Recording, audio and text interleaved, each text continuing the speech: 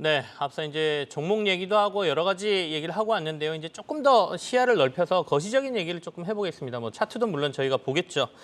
GFM 투자연구소의 이진우 소장과 얘기 좀 나누겠습니다. 어서 오십시오. 네, 안녕하세요. 제가 오늘 이제 오프닝 하면서 네. 센트 루이스 여는 총재 얘기 하셨어요? 네, 스포츠에서 보면 최고 점수 제외하고 최하 점수 제외하고 평균 내니까 너무 신경 쓰지 말자 이렇게 얘기는 했거든요. 우리 이진우 소장께서는 그 멘트에 대해서 어떻게 생각하고 계십니까? 블라드 총재 얘기요? 연 7%까지는 가야 된다. 좀 강하게 얘기하니까 오늘 시장이 주춤거렸지 않습니까? 주춤했죠.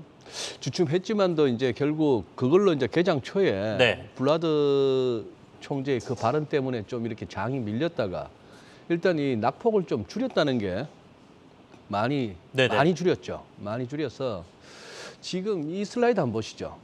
개장 초 주가를 떨어뜨린 이제 블라드 총재의 7% 발언인데요.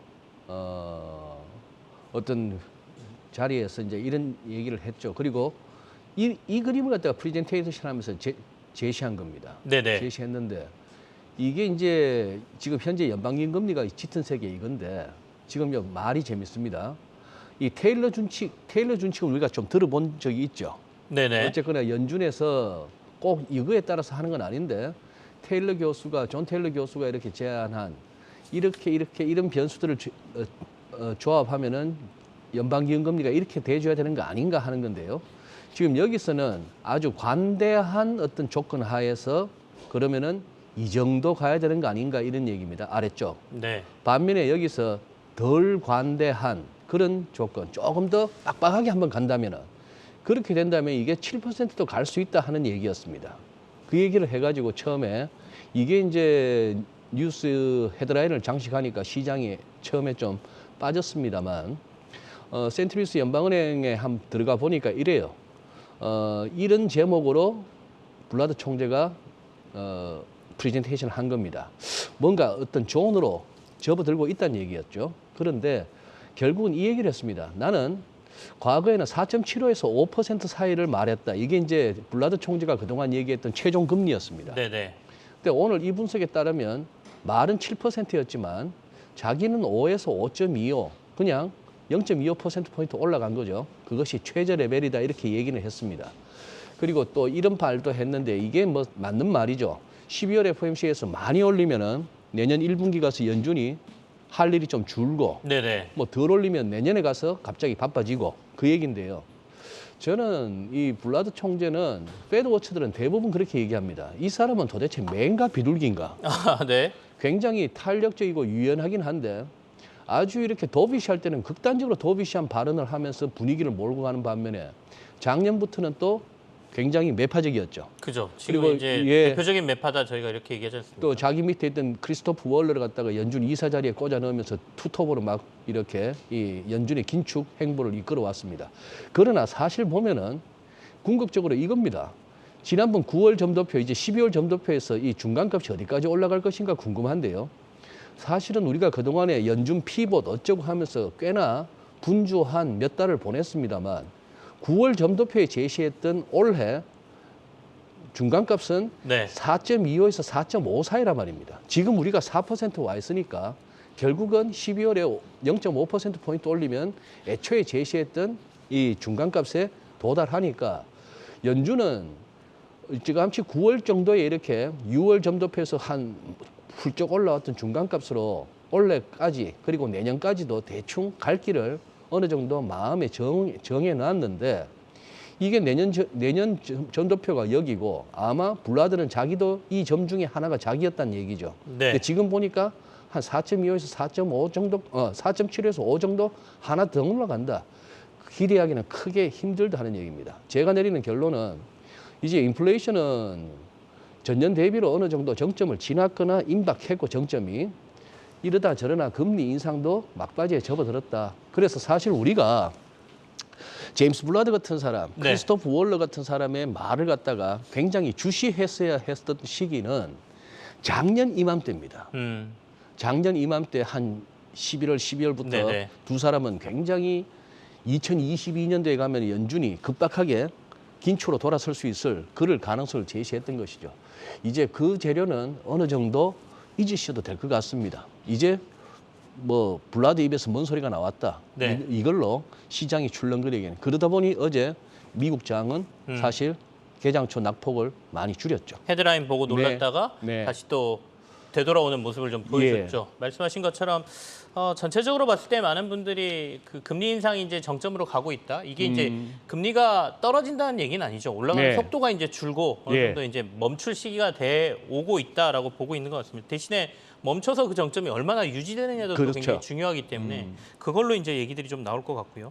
자, 이제 연준 세인트루이스 연준 그 총재 예. 얘기를 좀 들었고 다른 지표들 중에 저희가 좀 봐야 될 건 몇 개 더 짚어주시죠. 예.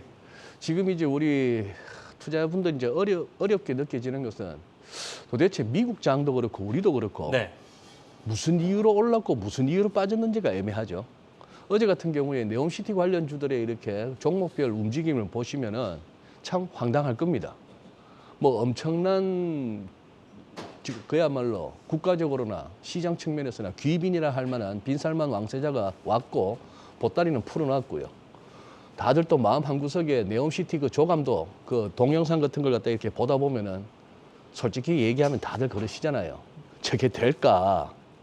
상당히 좀 그런 어떤 느낌도 있는데 네. 지금 이 시장이 힘들고 헷갈리는 거는 미국도 우리도 마찬가지입니다.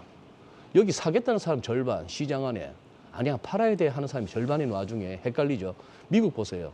다우지수가 그동안에 하락폭의 차트 보겠습니다. 61.8%에서 못 가는 거는 말씀드렸는데 조금 큰 그림으로 보시죠. 위클리로 보시면은 자 지금 헷갈리는 기술적 지표들이라고 말씀드렸는데 좋아 보이는 거는 이렇게 연두색으로 표시했습니다. 후행 스팬이 잘하면 여기서 조금만 더 올라가면 후행 스팬이 가격대 뚫고 갈 것 같습니다. 희망적입니다. MACD나 RSI 보면 아직 더 가도 무방합니다. 다만 이제 조금 걱정스러운 거는 야, 이 구름대가 좀 신경 쓰인다는 것이죠. 그리고 61.8%가 자꾸 신경 쓰이는 것이고요. 또 기술적 지표를 보면 거래가 안 받쳐주는 것 같기도 하고 스타캐스틱은 그동안에 금년 들어서 이렇게 이쯤 오면 살만했고 이쯤 오면 팔만했는데 이쯤 오서 살만해서 샀더니만 이제는 또 껄쩍지근한 레벨이 온 겁니다. S&P 500은요. 뭐 이틀 사이에 살펴보는 차트니까 별 차이는 없습니다만 네. 어쨌거나 시장은 여기서 벌써 MACD 오실레이터가 뭐야? 이번엔 또 반대로 다이버전스야? 스타캐스틱도 벌써 힘이 벅차네? 그런 상황 하에서 말씀드린 바와 같이 시장은 긴축보다도 이제 경기 침체 쪽으로 이제 시야가 조금 이렇게 관심이 옮겨진다는 얘기입니다. 먼저 영국 얘기 잠깐 하겠습니다. 네. 어제 이것도 제법 시장에 영향을 줬죠. 자, 여기가 제레미 헌트 재무장관이고요. 여기는 뭐 조금 모양 빠지게 사퇴한 리즈 트러스인데 여기가 들고 나왔던 것은 감세였죠. 그렇죠. 감세였다가 결국은 재원도 확 차는 가운데에 감세를 하면서 재정 지출은 느리게 됐는데 이번에 들고 나온 거는 88조 원 규모 우리 돈으로 치면 그 정도 되는 재정을 갖다가 어쨌거나 확충하겠다는 건데 여기서 공공지출 삭감 예를 들면 그동안 각 가정에다가 에너지 가격 상한선을 갖다가 좀 더 올리면서 가계의 부담이 느는 것이죠. 이걸 갖다가 여기서 줄이기 위해서 정부에서 지원금이 나갔던 거예요. 지원금 네네. 줄이겠다는 얘기고 소득세 올리겠다는 것이고요. 그렇게 해서 공공지출 삭감하고 세수 확대해서 또 이제 세수 확대 중에 횡재세라는 부분도 좀 말이 재밌습니다. 네네. 이제 주로 이제 에너지 업체들 너희들 횡재했잖아. 갑자기 천연가스 유가가 너무 뛰어서 이익이 많이 났잖아. 그래서 좀 많이 25%에서 35% 일부는 45%까지 올려서 세금 거두겠다는 얘기입니다. 그런 식이고 그런데 헌트 재무장관은 이걸 갖다가 발표하는 가운데 영국은 이미 침체에 빠졌다고 얘기했습니다. 침체에 빠졌다 얘기는 지금 이제 지난 3분기가 마이너스 0.2% 전년비 성장률이 이렇게 됐는데 내년도는 마이너스 1.4%를 보고 계속해서 마이너스가 이어질 거라고 했고 이미 재무장관이 그렇게 얘기를 했네요. 그리고 인플레이션율은 이렇습니다. 뭐 10%, 11%대 이런 상황인데 인플레이션은 굉장히 사악하다 이렇게 얘기를 했고요. 나라를 위해서 현 상황에서 옳은 일을 해야 되겠는데 그거는 지금 세금 인상을 의미한다. 인기 없는 정책이지만 하겠다는 얘기입니다. 네네. 근데 왜 영국 얘기를 했느냐? 영국은 이미 경기 침체에 들었다고 하는데 지금 이제 어제 같은 경우에 CNBC 보시면은 이렇게 얘기하는 거죠.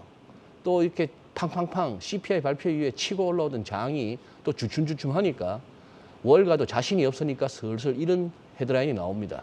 이제 글로벌 증시 랠리가 말이죠. 이제 뭐에 직면하나 하면은 리세션 리얼리티입니다. 야, 이거 리세션 하던 게 경기 침체하던 게 이게 진짜 현실로 다가왔나 하는 얘기죠.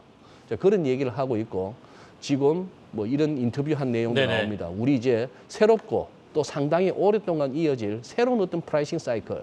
이 프라이싱 사이클이 윈지, RNG가 막 부딪히는 그런 국면이라 볼 수 있고 그러다 보니 나스닥 요 종가가 이달 종가가 참 궁금합니다.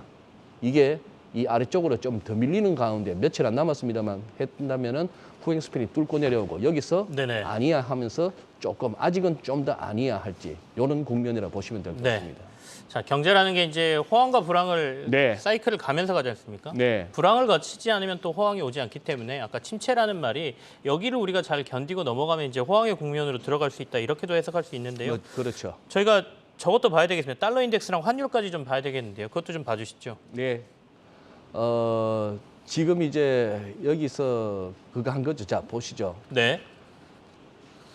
지금 또 하나 이제 환율 앞에서 조금 오늘 드리고 싶었던 말씀은 거기다가 우리가 신경 써야 될 부분들이 많습니다.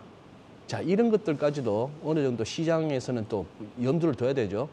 아니, 러시아가 쏜 미사일 2발이 폴란드 국경 안으로 떨어졌다 했는데 바이든 대통령이 그런 얘기를 해버렸습니다. 러시아에서 쏜 건 같지 않다 이렇게 얘기했어요. 이거 젤렌스키 손절각입니까? 이 와중에 젤렌스키는 계속 그걸 갖다가 부인하는 거예요. 자기들이 쏜 거 아니라는 겁니다. 참 대단한 사람인데요. 그러고 나서 지금 러시아는 뭔가 조금 화가 난 것 같습니다. 우크라이나 네. 각 지역에다가 또 계속 공격을 하고 있죠. 이 전쟁 어떻게 돼가는지요? 여기 좀 희망을 가져봅니다. 이제 좀 마무리했으면 좋겠는데요. 이 부분이 계속 고집을 피우다 보면은 일이 커질 수가 있는 거고요. 또 하나, 자, 또 당신 모르겠다는 얘기 하려고 그러지. 예, 맞습니다. 모르겠습니다. 그러면은 아는 사람은 누가 있을까요? 우리가 기대하는, 우리가 신뢰하는 네. 언론.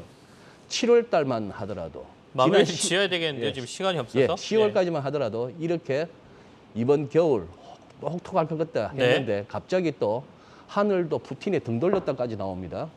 이번에 또 따뜻해질 거랍니다. 한번 두고 보시죠. 알겠습니다. 예. 전쟁과 관련된 변수가 어떻게 되는지가 또 시장에 큰 네. 영향을 미치니까요. 그 이슈까지 점검을 해봤습니다. 오늘은 시간이 많지 않아서 환율 얘기를 못했네요. 다음번에 네. 나와서 좀 보겠습니다. GFM 투자연구소의 이진우 소장과 함께했습니다. 고맙습니다. 네, 고맙습니다.